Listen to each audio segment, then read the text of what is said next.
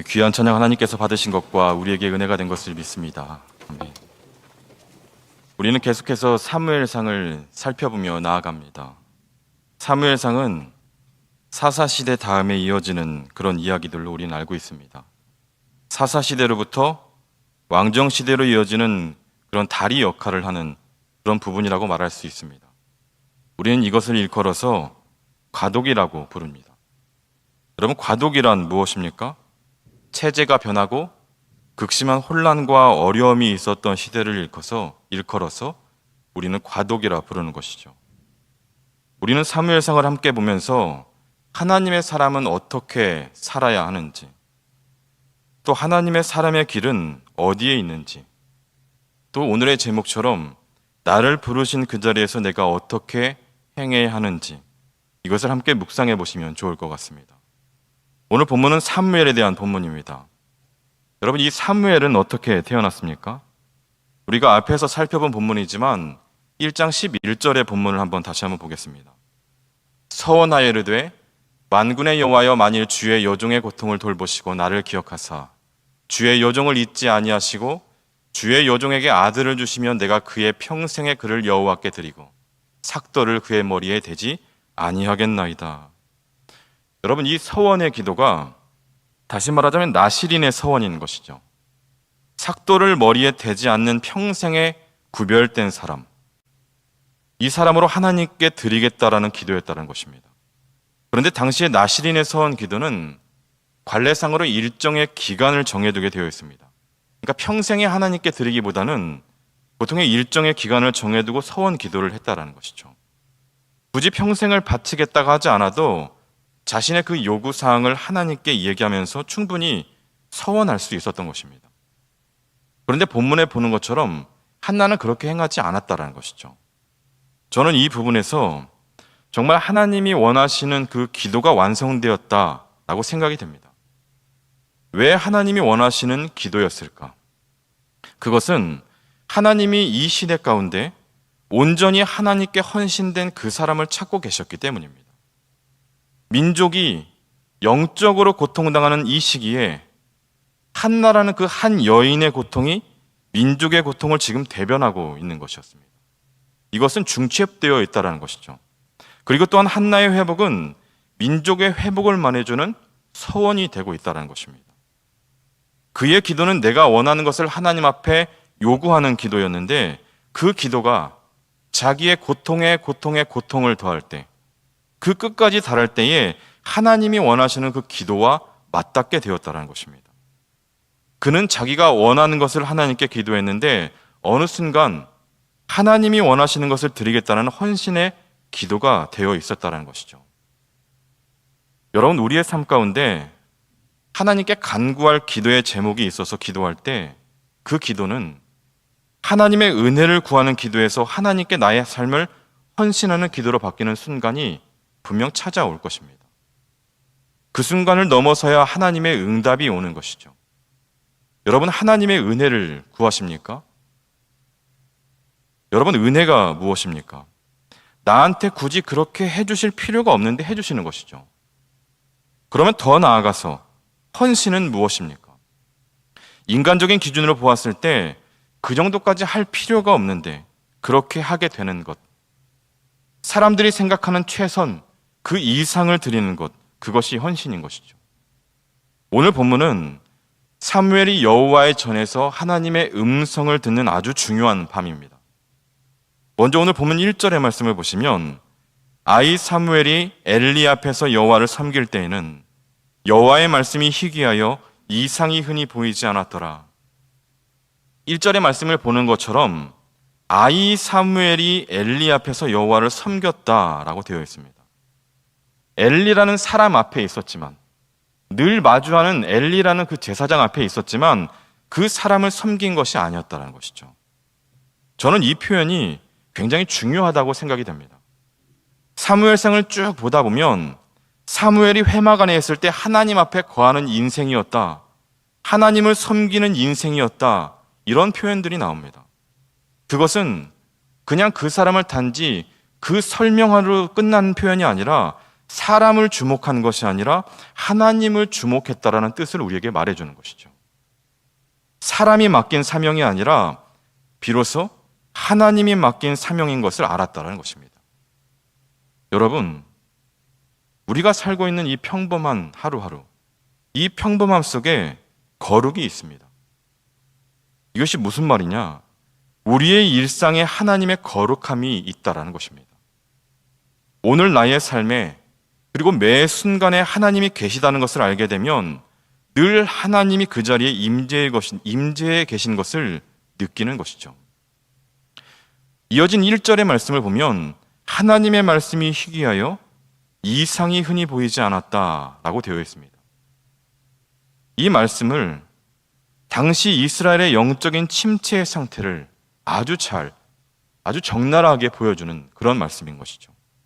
거룩하신 하나님의 그 말씀이 희귀한 어둠의 시대에 영적 기갈의 시대임을 말해주는 것입니다. 아모스 8장에는 이런 말씀이 있습니다. 주 여호와의 말씀이니라. 보라, 날이 이를지라.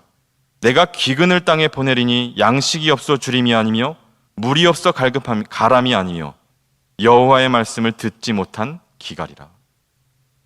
후에 아모스가 마주하게 될 그 상황이 엘리 제사장 이 시대에 이미 짓누르고 있었다는 것입니다. 말씀과 이상이라고 하는 것은 하나님의 뜻을, 하나님의 계획을 알려주는 통로이자 이 예언자가 수행해야 되는 그런 사역 중에 하나입니다. 그런데 이 말씀이 희귀하여 이상이 보이지 않았다는 것은 무엇을 말해주는 것입니까? 참된 예언자가 없었다라는 뜻을 말해주는 것이죠. 엘리 제사장이라는 사람이 있었지만 그 직무를 다하지 못했구나. 이것도 알 수 있는 것입니다. 1절의 말씀을 다시 한번 보시면 여호와의 말씀이 희귀하여 이상이 흔히 보이지 않았더라. 여러분, 이상이 무엇입니까? 우리가 아는 것처럼 꿈이라고 얘기할 수도 있고 비전이라고 말할 수도 있습니다. 꿈과 비전을 잃어버린 세대가 되어버렸다. 여러분, 말씀이 떠나간 세대, 그 세대에겐 꿈이 없습니다. 영적 암흑기에 있는 사람들은 꿈을 말하지 않습니다. 여러분들에게 질문 드리고 싶습니다. 여러분들은 요즘에 무슨 말을 하고 다니십니까? 말씀 안에서 생명을 발견하고 말씀 안에서 길을 발견하는 사람은 그것을 늘 얘기하고 다닙니다. 그런데 말씀이 없는 사람은, 하나님의 말씀이 채워지지 않는 사람은 꿈과 비전에 대해서 얘기할 수 없는 것이죠. 여러분, 꿈은 어디서 나타납니까? 말씀에서 나타나는 것입니다. 그런데 내 삶 가운데 말씀이 없기 때문에 나의 입에서 꿈과 비전이 없어져 버리는 것이죠. 여러분의 입술에서는 오늘 무엇을 말하고 있습니까? 여러분, 무엇을 얘기하고 다니십니까? 말씀에 사로잡힌 사람의 특징은 꿈과 비전을 얘기한다는 것이죠. 여러분, 희망의 노래는 어디서 들려오는 것입니까? 말씀에서 비롯되는 것입니다. 말씀을 내 삶 가운데 채우면 채울수록 내 입술에서 소망의 노래들, 희망의 노래가 시작되는 것이죠. 그런데 말씀이 없으면 늘 절망만을 얘기하게 됩니다. 안 된다, 이런 말을 얘기하는 것이죠. 시편 105편에 17절에서 19절의 말씀에 보면 이런 말씀이 있습니다. 그가 한 사람을 앞에 보내셨으며 요셉이 종으로 팔렸도다. 그의 발은 착고를 차고 그의 몸은 쇠사슬에 매였으니 곧 여호와의 말씀이 응할 때까지라. 그의 말씀이 그를 단련하였도다. 이 말씀으로 비로소 아는 것은 말씀과 꿈은 하나의 세트라 말입니다. 말씀이 있는 곳에 그래서 꿈이 있는 것이고, 말씀이 멀어지면 꿈이 사라지는 것입니다. 여러분, 이 말씀을 우리가 아는 것처럼 요셉을 한번 떠올려 보십시오. 그가 모함으로 감옥에 갇히게 되지 않았습니까? 모함을 당하고 억울함을 당하고 조롱과 멸시를 당했습니다. 요셉이 생각할지도 모르겠습니다. 분명 하나님께서 나에게 꿈을 주셨는데 이거 정말 이 꿈이 맞는 것일까? 이 꿈이 분명 이루어질 것일까? 그런데 그가 꿈을 버리지 않았다는 것은 왜 그렇습니까? 19절의 후반절에 보는 것처럼 말씀이 그를 단련하였기 때문에, 그가 말씀에 사로잡혀 있었기 때문이라고 본문은 말하고 있습니다. 그의 꿈을 꿈으로 만든 것은 말씀에서 비롯된 것이라는 것이죠. 말씀이 그를 단련하였다라는 것입니다. 말씀이 지속적으로 그에게 계속해서 부딪혀 오는 것이죠. 그러면 우리는 알게 되는 것이 있습니다. 그 꿈은 하나님께서 주신 것이고 하나님께서 그를 사용하기를 원하시고 그를 통해서 구원을 이루기 원하신다. 그 말씀이 낙심하기 쉬운 요셉에게 와서 그 말씀이 부딪혀서 그로 하여금 꿈을 꾸게 하였다는 것입니다. 여러분들에게 하나님께서 분명 꿈을 주셨을 것입니다. 나는 나이가 많다고 이렇게 생각하신 분도 있을 수 있습니다. 그러나 나이가 많다고 하나님이 주신 꿈이 없는 것은 아닙니다. 여러분은 그 꿈을 어떻게 하고 있습니까? 말씀이 여러분 가운데 사로잡혀 있지 않으면, 여러분에게 말씀이 들려지지 않으면 그 꿈은 자연스럽게 멀어지게 되는 것이죠. 여러분, 말씀이 우리 가운데 왜 필요한 것입니까? 계속해서 우리는 꿈꾸는 자로 있어야 되는 것입니다. 그러려면 우리는 말씀에 사로잡혀 있어야 되는 것을 알게 되는 것이죠.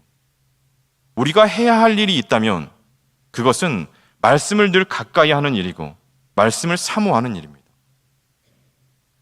함께 읽었던 것처럼 이 말씀의 본문의 상황은 참으로 암담했습니다. 말씀이 희귀하고 길이 보여야 되는 그 상황에서 보이지 않고, 말씀이 보이지 않고, 꿈을 꾸게 하는 그 말씀이 들려지지 않고, 이렇게 사무엘의 시절이 암담했다는 것이죠.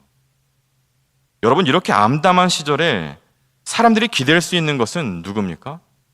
그 시대의 지도자입니다. 길을 보여줄 수 있는 지도자. 지도자는 난관을 뚫어주는 그런 사람이죠. 그런 엘리 제사장의 지도자가 눈이 어두워졌다라고 표현한다는 것은 여기서는 노화됐다, 안 보였다는 이 뜻이 아니라 그 지도자의 영적인 판단력, 그 영적인 총기가 흐렸다는 뜻이죠. 마태복음 6장 22절에서 23절의 말씀을 보시면 이런 말씀이 있습니다. 눈은 몸의 등불이니 그러므로 내 눈이 성하면 온몸이 밝을 것이요 눈이 나쁘면 온몸이 어두울 것이니 그러므로 내게 있는 빛이 어두우면 그 어둠이 얼마나 더하겠느냐. 예수님께서 빛과 어둠을 얘기할 때 이 말씀을 하셨습니다. 눈이 어두우면 너의 그 온몸이 어둡게 될 것이다. 눈은 몸의 등불이다. 엘리 제사장의 눈이 어두워졌습니다. 엘리 제사장의 그 영적인 판단력이 닫힌 것이죠. 그 영적인 감각이 흐려지기 시작한 것입니다. 그러면 우리에게도 동일하게 질문이 되는 것이죠. 나의 영적인 감각은 요즘 어떤 것인가? 여러분의 눈은 어떻습니까? 여러분의 영적인 눈은 어떠십니까? 엘리 제사장이 이스라엘의 길을 보여주는 사람인데 그가 어둠 가운데 있는 것입니다. 이것은 소경이 소경을 인도하는 것과 마찬가지죠. 우리의 길을 인도하는 그 사람이 눈이 가리워진 것. 여러분, 내 눈이 가리워지면 나를 따르는 모든 사람이 어둠에 따르게 되어 있습니다. 내 눈이 어두워지면, 내 영적인 감각이 흐려지면 나를 따르는 많은 사람들, 내 주변에 있는 그 사람들도 어둠에 거할 수밖에 없다는 사실입니다. 그러나 내가 말씀에 사로잡히고 나의 영적인 감각이 살아있으면 나로 인해서 살아나는 것이고 내 주변 사람들도 의의 길로 인도할 수 있는 것입니다. 저는 여기 계신 여러분 모두가 그 영적인 감각이 살아있게 되기를 간절히 소망합니다. 그래서 여러분 때문에 여러분의 주변의 사람이 살아나기를 간절히 소망합니다. 여러분, 본문의 시대는 어둠의 시대였습니다. 누군가가 빛이 되어서 비춰져야 되는데 그렇게 부르심을 받은 그 엘리가 영적인 감각이 닫혀 있는 것처럼. 그리고 이어진 2절의 말씀도 보십시오. 엘리의 눈이 점점 어두워가서 잘 보지 못하는 그때에 그가 자기 처소에 누웠고, 자기 처소에 누워있다라고 말합니다. 근데 3절을 보니까 사무엘은 어디서 자고 있습니까? 하나님의 궤에 있는 여호와의 전 안에 누워있다라고 말합니다. 여러분, 이 장면을 한번 상상해 보십시오. 매일같이 하나님의 전 안에 누워서 자는 아이, 매일 밤 어두움 가운데 하나님의 전 안에서 자고 있는 한 아이를 한번 떠올려 보십시오. 여러분이 그 아이가 한번 되어 보십시오. 여러분, 묵상이라고 하는 것은 여러분들이 직접 그 사람, 이 사무엘이 되어봐야 사무엘이 만난 하나님의 음성이 들리기 시작하는 것입니다. 그는 하나님의 전 앞에 머물러 있었습니다. 성전 안은 캄캄하지 않았을까요? 덩그러니 그 큰 성전 안에 홀로 누워있는 것. 그는 과연 무엇을 생각했을까? 무엇을 느꼈을까? 그는 잘 알지 못했지만 분명 하나님을 느끼고 있었을 것입니다. 하나님의 숨결을 느끼고 있었을 것입니다. 낮에도 하나님을 섬기고 밤에도 하나님의 임재 가운데 있는 것. 저는 여러분이 이 사무엘과 같이 내가 비록 성전에 있진 않더라도 내 안에 계신 그 성전, 내 안에 있는 모든 그 성령님이 함께 하심으로 말미암아 24시간 하나님의 임재를 느끼는 인생이 되시길 간절히 소망합니다. 본문 3절도 말씀을 보시면 하나님의 등불은 아직 꺼지지 아니하였으며 사무엘은 하나님의 궤에 있는 여호와의 전 안에 누웠더니. 여러분, 사회를 한번 보십시오. 매체들을 한번 보시면 사실 긍정적인 말보다는 부정적인 말들이 대부분입니다. 정치를 보시고 지도자를 보십시오. 환호하고 박수치는 것보단 절망이 더 많습니다. 또한 멀리 가지 마시고 우리네 환경을 한번 보십시오. 기뻐하고 춤출 일보다는 걱정하고 힘들어하는 일이 더 많습니다. 우리가 소망을 어디서 발견할 수 있는 것입니까? 오늘 본문의 말씀은 이렇게 기록되어 있습니다. 하나님의 등불. 하나님이 등장합니다. 여러분, 이스라엘의 방황은 어디서부터 시작됐습니까? 제 질문이 어려우십니까? 1절의 말씀에 뭐라고 나와 있습니까? 말씀이 들려지지 않았다. 그러니까 하나님을 잃어버린 데서부터 시작된 것입니다. 그런데 3절의 시작과 동시에 하나님이라는 단어가 나옵니다. 이것은 소망의 단초를 보여주는 것입니다. 여기서 시작이 되는 것이죠. 하나님. 내 상황이 아무리 죽겠다 해도 하나님을 바라보면 거기서 소망이 되는 것이고, 하나님을 바라보면 언제나 소망이 되는 것입니다. 여러분, 하나님은 누구십니까? 저와 여러분의 삶 가운데 소망을 주시는 분이십니다. 하나님의 등불, 하나님의 그 등불이 우리의 삶 가운데 선포되면 이스라엘이 아무리 어려웠다 하더라도, 이스라엘이 아무리 어두웠다 하더라도 그 가운데 빛이 보이기 시작하는 것입니다. 여러분, 아무것도 안 보인다고 절망하지 마십시오. 하나님이 보이기 시작하면 그로부터 모든 것이 회복되기 시작하는 것입니다. 3절에 보는 바와 같이 하나님의 등불은 아직 꺼지지 않았습니다. 여러분, 하나님은 없어지는 분이 아니십니다. 그러나 우리는 뭐가 잘 안 되면 이런 말 하지 않습니까? 하나님이 나를 버리신 것 같다고. 여러분, 하나님은 단 한 번도 우리를 버리신 적이 없습니다. 하나님은 단 한 번도 우리를 떠난 적이 없습니다. 문제는 무엇입니까? 우리가 그 등불에서 돌아섰다라는 것입니다. 여러분, 등불을 등지고 서 있으면 어떻게 됩니까? 우리는 어둠의 그림자밖에 보이지 않습니다. 하나님이 우리를 비추시는 것이 아니라, 비추시지 않는 것이 아니라 우리가 하나님에 대해서 뒤돌아 서버린 것이죠. 여러분, 어두운 그림자를 보는 것이 아니라 하나님을 바라보십시오. 그리고 하나님의 말씀을 들으시고 하나님의 그 등불, 하나님의 은혜는 꺼지지 않고 계속된다는 사실입니다. 나의 삶이 비록 광야 같고, 나의 삶이 비록 어렵고, 나의 삶이 오늘 그 사사시대에 그 지나서 과도기처럼 그렇게 암울하지만, 그러나 하나님은 여전히 살아계시다. 이런 고백을 하는 그 사람을 통해서 하나님은, 그런 믿음의 고백이 있는 사람을 통해서 분명히 하나님은 역사하실 줄로 믿습니다. 본문의 3절을 다시 한번 보시면 아주 중요한 문장이 나옵니다. 하나님의 등불은 아직 꺼지지 아니하였으며 사무엘은 하나님의 궤에 있는 여호와의 전 안에 두었더니. 여러분, 이것은 무엇을 말해주는 것입니까? 하나님의 불을 지키기 위해서 아이 사무엘이 여호와의 전에서 잠을 자고 있었다라는 것입니다. 여호와의 등불은 누가 지켜야 합니까? 제사장들이 지켜야 하죠. 아니면 레위인들이 지켜야 합니다. 그런데 오늘 말씀에 보는 바와 같이 제사장이나 레위인이 지키는 것이 아니라 어린 사무엘이 그것을 지키며 잠을 자는 것을 볼 수가 있습니다. 이것이 바로 이스라엘의 영적인 상황을 보여주는 장면이라는 것이죠. 직분을 받은 제사장들, 레위인들이 자신들의 직분에 충실하지 않고 한 아이가 지켜야 할 만큼 하나님의 성전을 돌보는 사람이 없었다라는 것을 분명히 말해주고 있습니다.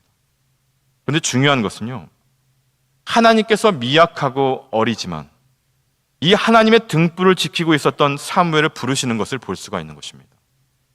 그렇다면 하나님께서 부르시는 사람은 어떤 사람들일까? 하나님과 가까이 하는 사람을 부르시죠.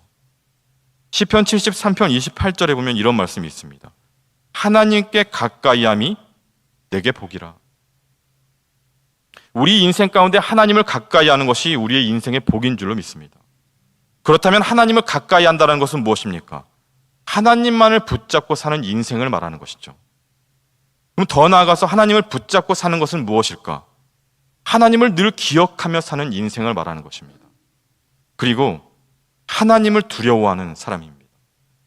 하나님의 살아계심을 느끼며 하나님만을 붙잡는 그런 사람. 하나님을 붙잡은 사람은 세상의 모든 것을 다 포기해도 하나님을 포기하지 않는 사람이죠. 세상이 날 버려도, 세상 사람들이 다 날 몰라줘도 나를 포기하지 않고 붙잡아주는 그 하나님을 의지하는 사람이 바로 하나님을 붙잡는 사람입니다. 하나님을 붙잡는 인생은 그렇습니다. 때로 우리가 인생을 살다 보면 너무나 실패가 많고 안 되는 것이 많아서, 그리고 내 인생 가운데 자존감을 낮게 하는 여러 가지 일들이 생겨서 무너지는 그러한 일들이 생길 때가 분명히 있을 것입니다. 그런데 예수 그리스도를 붙잡으면 때론 나와 같은 사람일지라도 때로 뒤처질 수 있지만 그 인생의 포기가 되지는 않습니다. 왜냐하면 이것이 예수 그리스도를 붙잡고 가는 사람의 특징이라는 것입니다. 계속해서 4절의 말씀을 한번 보시면 여호와께서 사무엘을 부르시는지라 그가 대답하되 내가 여기 있나이다 하고. 여러분, 하나님은 어떤 분이십니까? 사람을 부르시죠. 사무엘을 부르시고 또한 아브라함을 부르시고 노아를 부르시고 제자들을 부르신 것처럼 여러분, 부르시면은 응답이 있어야 되는 것입니다. 부를 때는 응답하기를 원하는 마음이 있으니까 부르신 것입니다. 여러분, 하나님이 여러분을 왜 부르시는 것입니까? 여러분의 대답을 듣고 싶은 것이죠. 여러분, 부르심이란 이 단어에는 들려짐, 순종, 이게 같이 있습니다. 그래서 하나님의 부르심에는 듣고 흘려보내는 그런 소리가 아니라 듣고 무릎 꿇을 수 있는 그 순종을 주님께서 요구하시는 것입니다. 하나님의 부르심은 응답을 전제로 한다는 것이죠. 그렇다면 주님께서 왜 부르시는 것일까? 부르시는 것은 세상을 바꾸기 위함입니다. 주님께서 제자들을 왜 부르셨습니까?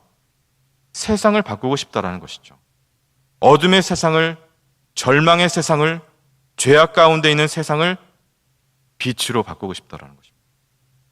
주님께서 본문의 이 가독이 암흑의 시대 가운데 사무엘을 부르셨던 이유도 마찬가지죠. 세상을 바꾸기 원하시는 것, 하나님의 그 뜻대로 살만한 세상으로, 하나님의 은혜의 세상으로 바꾸기를 원하시는 것입니다. 그렇다면 왜 오늘날 우리를 그리스도인으로 부르셨습니까? 왜 믿음의 사람들을 왜 부르셨습니까? 여러분들을 통해서 바꾸기를 원하시는 것이죠.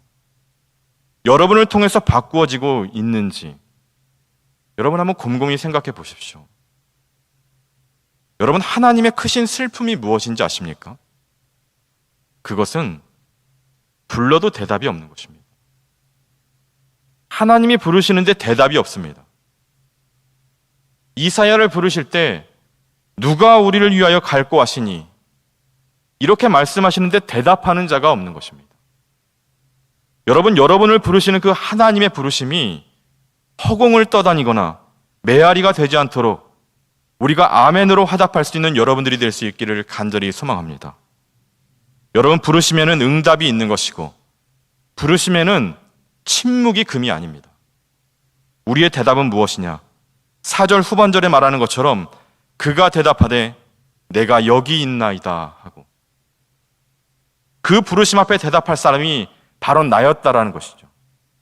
대답은 순종의 반응인 것을 우리는 알 수가 있는 것입니다.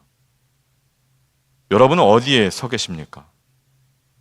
여러분, 우리는 하나님의 그 부르심 앞에, 그 부르심에 대해서 늘 인지하면서 살아가야 합니다.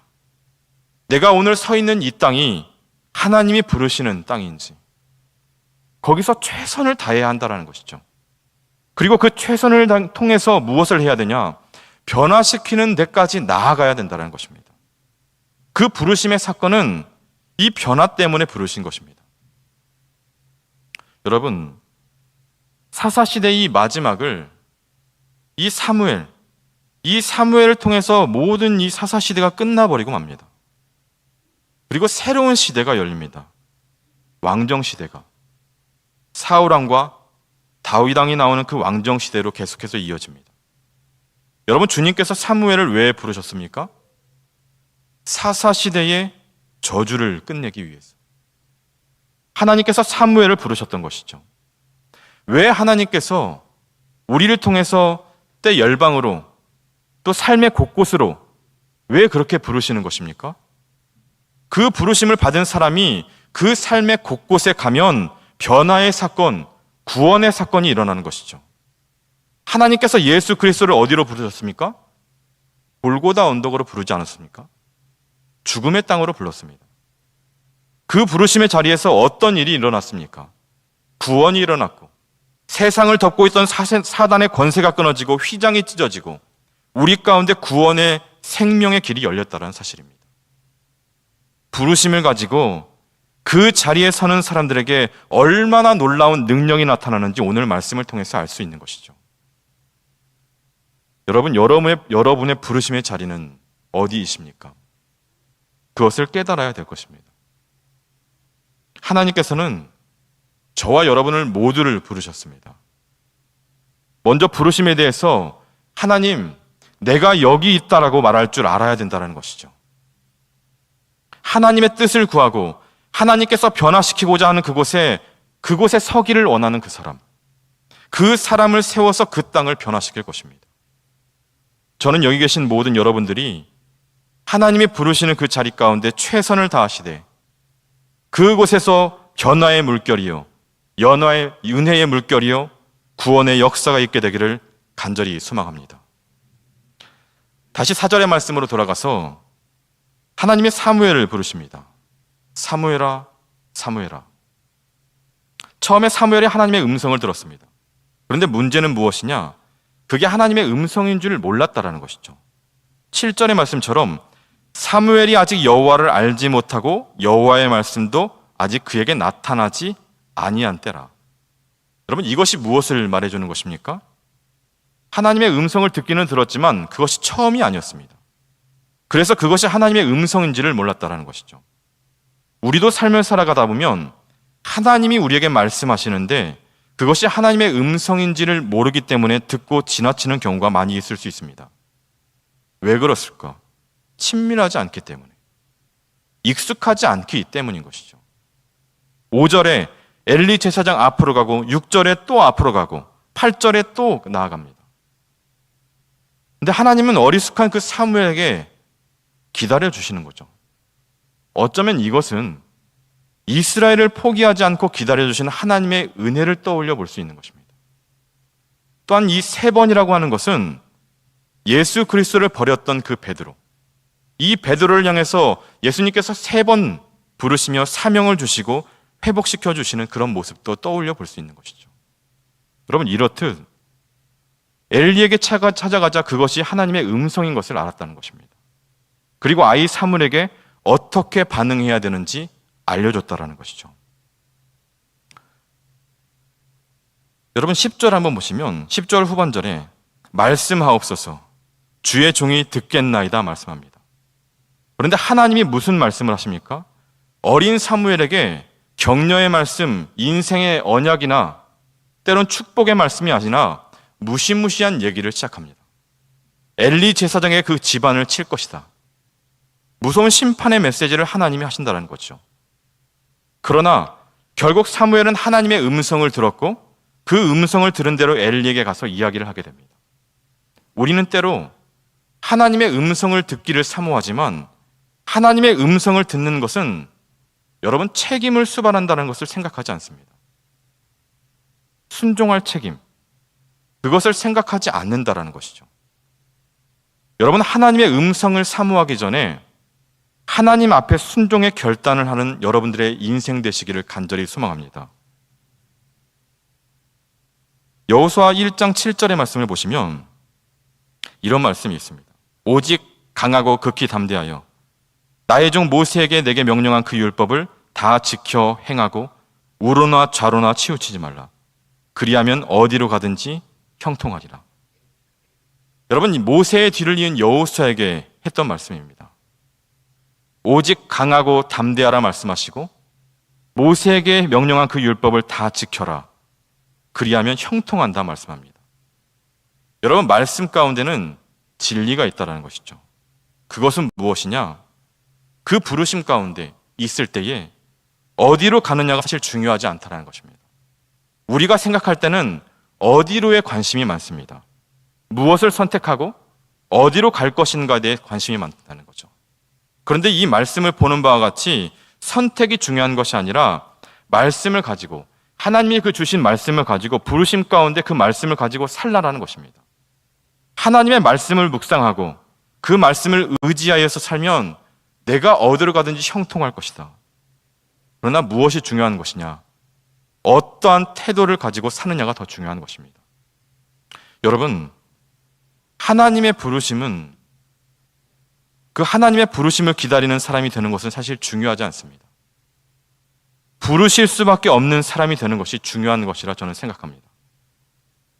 여러분, 하나님이 나를 언제 부르실까? 이렇게 고민하는 것이 아니라 혹시 부르셨는지 제가 듣지 못했습니다.